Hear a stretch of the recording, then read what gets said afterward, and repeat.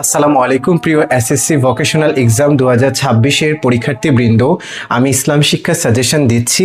এখন জ্ঞানমূলক প্রশ্ন হিসাবে শরীয়তের উৎস, এই যে তোমাদের দ্বিতীয় অধ্যায়টি বইয়ে রয়েছে, এই দ্বিতীয় অধ্যায় থেকে স্যার 8টি প্রশ্ন জ্ঞানমূলক প্রশ্ন হিসাবে দিচ্ছি। এগুলো তোমরা এখন খুব ভালো করে পড়বে। প্রথমে শরীয়তের উৎস কয়টি, এই প্রশ্নটি পড়বে। দ্বিতীয়ত সূরা আল ইনশিরা কোথায় অবতীর্ণ হয়েছে। তৃতীয়তে পড়বে সূরা মাউন কোথায় অবতীর্ণ হয়েছে। চতুর্থতে শরীয়তের তৃতীয় উৎসের নাম কি।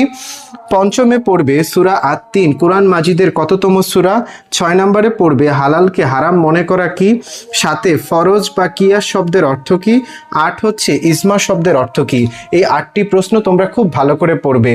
আর বলে রাখি, আগামী 10 জুন থেকে যারা 27-এর পরীক্ষার্থী তাদের জন্য নতুন একটি ব্যাচ শুরু হচ্ছে, যে ব্যাচে সবগুলো সাবজেক্ট আগামী 5 মাসের মাঝে খুব সুন্দর করে প্রস্তুতি নেওয়া হবে, পড়ানো হবে, মডেল টেস্ট নেওয়া হবে।